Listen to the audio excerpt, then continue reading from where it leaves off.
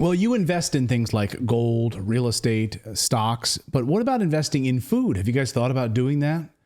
Buying some bottles of alcohol, rice, other things you can sell if you needed to? Because right now, buying food in 2024 at certain prices is maybe going to be a bit of a steal, because what's coming next year, the cost of that item could double in value. Buy a bag of rice this year, this year's prices, because next year it'll be double in the United States. That's exactly what's about to happen. As researchers say, get ready for the cost of food to nearly double by 2025. It's not a fantasy world we're living in right now, because this is not at all out of the realm of the possibility right now. Since Biden came to office, food prices have gone up over 30%. So is it hard to believe that they would double in price? The cost of meat, with all of these farms being destroyed, meat processing plants being destroyed, on top of the fact that the U.S. dollar is declining. The CPI index, of course, studies over 80,000 products, and prices across all categories are up 30% on average. Some are up even higher, up into the 40% range. Laura Trott is a British politician who served as the chief secretary to the Treasury, who tried to go on national television and say that food prices have come down and people have more money in their wallets. Thank goodness. The host of Good Morning Britain caught her in a lie. Watch this unbelievable moment. Out of touch. Great news for people at home. We saw inflation coming down. Crucially, we saw food prices coming down. And this hasn't happened by accident. This has been a result of the government working very hard with the bank, with the Monetary Policy Committee, to make sure we've got these inflation rates coming down steadily now. Real wages are now rising, and people can have a little bit more money at the end of the month, and that's really good news. Just to be clear, because I think you misspoke just then. When you said prices were coming down, did you mean prices are going up? Sorry, the rate of which prices are rising are coming down. So inflation is coming down. Inflation food prices are still going up. Yeah, I think our viewers find it. Can you just explain this to our 4% and not 5%? So just explain this to our viewers. You say inflation is coming down, and people say to us, I know, but the prices of goods are going up. So just explain to our viewers how those two things can be true. So real wages are rising and have been rising now for the last 8 months. And that's really important because it means more money in your paycheck at the end of the month. And that is looking at wage rises and then taking away the impact of inflation. So that is really important. The prices are going up. Prices are going up. I mean, the inflation, as you'll know, the target rate of inflation for the country that the Bank of England sets is 2%. So that is the target. That is what the Bank of England and the government are working towards. Right, so inflation's coming down, but prices are going up. Can I just ask... You know, that's like you have a water leak in your house, and they're like, you know what? About 4% less water's coming out now. You're still getting a lot of water. Your floor's still flooding, but it's only 4%. It's not even that. It's the way in which we measured that 4%, which is now coming down. The water is still there, but the way in which we measured it, we've basically effed with the numbers and the measuring mechanism. So it's still the same amount of water. In fact, oh, by the way, it's getting worse. I mean, but your water bill just got a bit cheaper because you got a bigger prices paycheck. are coming down. Yeah. So like prices are coming down. But what I mean is the price, the speed in which prices are going up is slowing down. Yes, exactly. Like that's exactly that's what the math means. she did. Exactly. And he caught in a lie. And thank for him for actually calling that out. So inflation is the number one issue for 18 to 29-year-olds across all demographics right now. This is the number one issue in the United States. Across all demographics, inflation. If you're wondering about the 2024 election and the issue at the top of the war room right now in Camp Biden headquarters, it's all about inflation. Inflation is hitting Americans hard no matter where they live. So you're going to hear a lot of messaging right now coming out of the Biden administration on how you're fine. We're doing everything we can to combat inflation, and you're fine. Can we look at this chart again? These are how many percentage of these demographics are looking at inflation and worried about it? Yeah. Okay. So you see at the top there is inflation on the chart. Right. Let's look at the breakdown by party. 58% of Democrats and 76% of Republicans. So this 58% of Democrats is the rest of them are just actively participating in cognitive dissonance? Because clearly it bothers them too. It bothers everybody. Are they choosing not to be bothered by it because it would harm their ideology. Oh yeah, I follow on purpose some liberals on X just to see sort of the paranoia, and just see some of the craziness out there, because I like to tap into that. And it's unbelievable, the cognitive dissonance about it. They're like, while you're complaining about, by the way, I'm going to show you some craziness here in a moment, if you want to see how Democrats are responding. In fact, maybe we can just go to that now, Philip, because Natalie brought it up. Maybe it's a little difficult. Can you go to the Joe Scarborough? And I'm also I'm curious why so few Hispanics, like 58% doesn't even hit 60%, are worried about inflation. So this is an interesting chart. I have many questions, but you're not the demographer. We'll get to the Joe Scarborough thing in a second. Don't worry about that, Philip. But so go back to the chart if you would a second, because I think this is really important. You called out the Democrats on this chart, but I want to call out the independents. So look in the upper right-hand corner. Those are independents, 63% of independents. Now, these are people that don't vote Democrat or Republican, and these are the swing voters. These are the people who can vote and will likely vote if they want to come out and support one or the other in this election. 63% of them. Mm-hmm. So we know where the battle lines are right now. And it's crushing. Look at, the black number too, 66%, 58% Hispanic, also affected by this and talking about it and concerned about it. Right. This is crazy. This is the most damning chart that the Biden administration can be looking at right now. Inflation is hitting America. What, though? This is kind of a positive, because knowing that those percentages are so high, if Biden happens to get as many votes or close to it as he did last time, I think more people will be like, BS. Right. You know what I mean? Yeah. Yeah. Can we put it up just one more time? Because why don't you marry this chart? You love it so much. I really do. Okay, let's look down the issues for Democrats that they find the most concerning, the thing they're worried about the most, women's reproductive rights. F off with that, because you're allowing Title IX to erode all women's rights. And by women's reproductive rights, you are saying you want women to have abortions, which is bad for a woman's body, increases your risk of breast cancer. So don't pretend that you care about women's health. They can kiss my ass with that. Okay, sorry, I can't with this chart. That's literally the number one issue for Democrats? Yeah. Okay. So you want to know why America's collapsing in one chart? You're not worried about immigration. You're not worried about crime. Look how few are worried about crime. No, free speech is a 30%. They don't give a But they really care about climate change also. About 55% for climate change. And gun violence. If they really cared, they would have, like, Obama ran on codifying Roe v. Wade. Biden ran on it, and now he's saying that they'll do it again.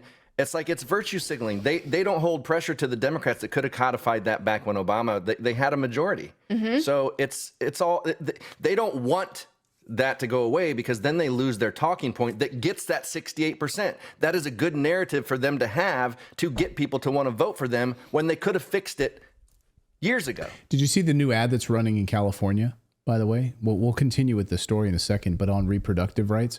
It's a California ad.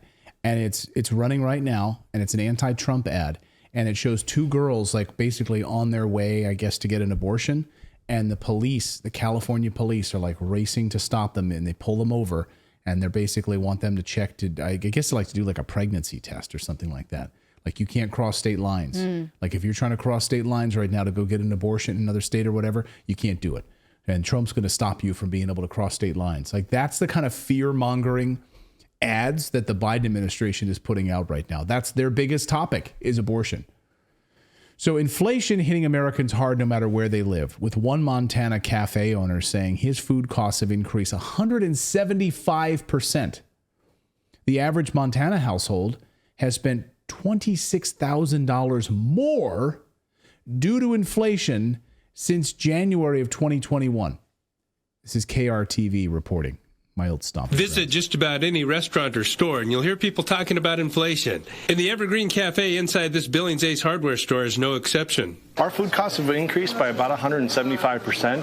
Everything from dairy, especially meat and poultry, has been a huge factor.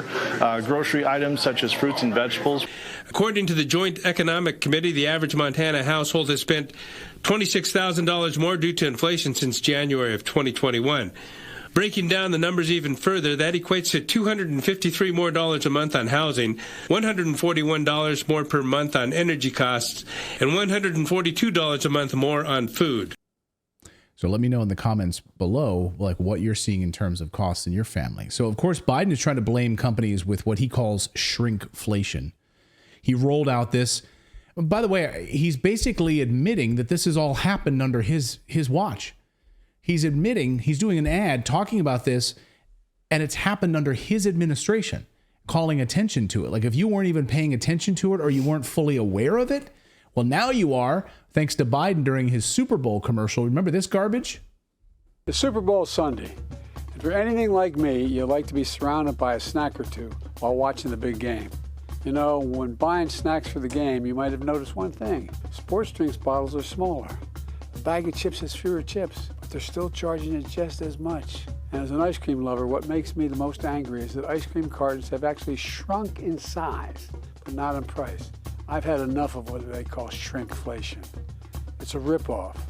Some companies are trying to pull a fast one by shrinking the products little by little and hoping you won't notice. Give me a break. The American public is tired of being played for suckers. I'm calling on companies to put a stop to this. Let's make sure businesses do the right thing now. Yeah, the White House got your back. Did you also notice? So you can get subtitles on there because I don't understand him. So you can get. So Did you notice the president of the United States had a pin that has the U.S. and Ukraine flag on it, right next to each other? Did you notice that? I missed that. Yeah, he's wearing a pin that has the Ukraine flag. Maybe it was the color of the Doritos. Anyway, then during the State of the Union address, he brought up the same damn thing. In fact, the snack companies think you won't notice if they change the size of the bag and put a hell of a lot fewer, same size bag, put fewer chips in it. No, I'm not joking. It's called shrinkflation. It's called shrinkflation. Yeah, we came up with that here at the White House. We're calling it that.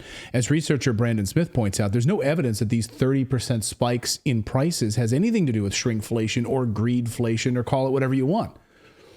As Peter Schiff points out, you pulled the fast one with deficit spending the public pays for with inflation. Food companies are doing you a favor by hiding your inflation tax by shrinking product sizes. If they were more transparent by raising prices instead, your record low popularity would be even lower. Imagine that, right? If the prices just skyrocketed, they're actually kind of doing him a favor by putting a few fewer chips in a bag. Right? And giving him a talking point. Right, and giving him a talking point. But the real point is, if they would increase the prices, that's as a direct result of Biden's policies. And also letting him pretend that he is like virile and hungry and, you know, right. Like how he's bragging. And that he does his own shopping. Yeah. Right. Yeah, when I'm at the store. Like he has any idea how much grocery prices are. Come on. He's like, when I go into bodegas, no one even pays attention to me. I walk in to say hi to people. No one even sees me. So that happened last week. And then here's this economy poll, percentage of voters who list the economy as the top issue right now by age. And you can see the breakdown there by ages of who says the economy is their top priority. And it's, 18 and 29 year olds, young people, top of the poll again. So you want to get those young voters.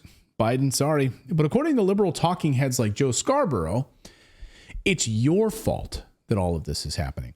You're not really seeing high grocery prices. You're just delusional.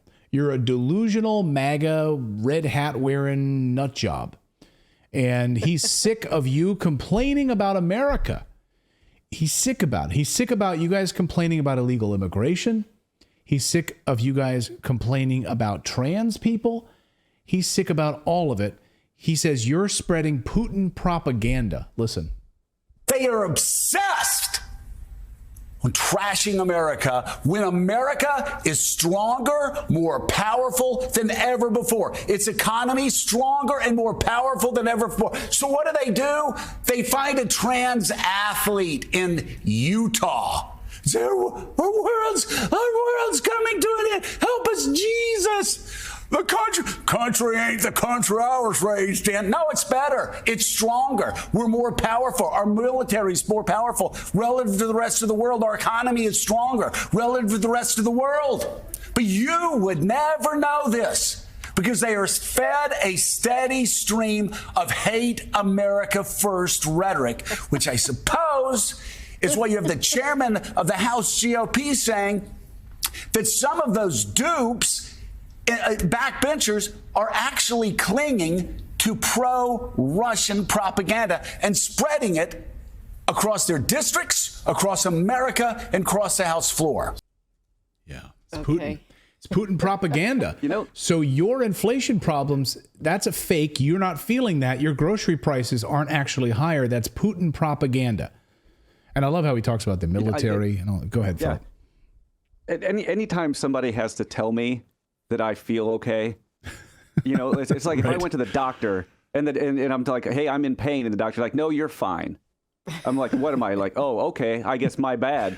So if they have to tell me, like they have to yell like that I'm doing fine, that prices aren't higher, that my dollar's not buying less. Like if they have to tell me that, they're lying, because I know it's not. It's like it's like I see it. Maybe if you leave, 30 Rock and get out of the city, you might find some reality in life. Even as you see in that clip, Willie Geist is like, "Can I leave? Don't sit here while we tell the American people they're fine." Al Sharpton is sitting there with, and that their worries are not valid. Yeah, that's the job now. All of these liberal elites sitting there, like in their New York City studio. Like, I'm sure it might be fine for you. You're upset that people are so upset about illegal immigration in the United States. He also went on a rant in that whole little episode about illegal immigration. And there's like four immigrants coming across the border. 4 immigrants coming across the border. And you guys are out there complaining about it. Okay. You're talking about being out of touch. And then you blame, and you're saying the United States military is the strongest it's ever been? Who are you talking to? And that the economy is stronger than ever? Yeah, the economy is stronger than ever. So maybe, again, I've detailed it extensively how there's a tale of two economies emerging right now. It's the wealthy are getting wealthier, like you, Joe Scarborough, and then the rest of America is paying exorbitant amounts for everyday items, over 80,000 different items, everything from energy to rent to their groceries. So it's so condescending that you can sit there and say that about Americans and what they're feeling. It's Putin propaganda. It literally is the same spoof from 30 Rock, where Avery, who was an MSNBC anchor, goes to North Korea and her job is to tell everybody they're fine. In other news, you've had enough to eat. And we're moving on. Right. Like, that's a joke. You should not be doing that. But that's the job now if you want a job at MSNBC. I really hope you enjoyed watching this video. YouTube thinks that you'll actually like this next video right here. It's personalized based on your own viewing habits. So if you watch the video, please leave a comment. Let us know what you think about it. And we will see you next time, everyone.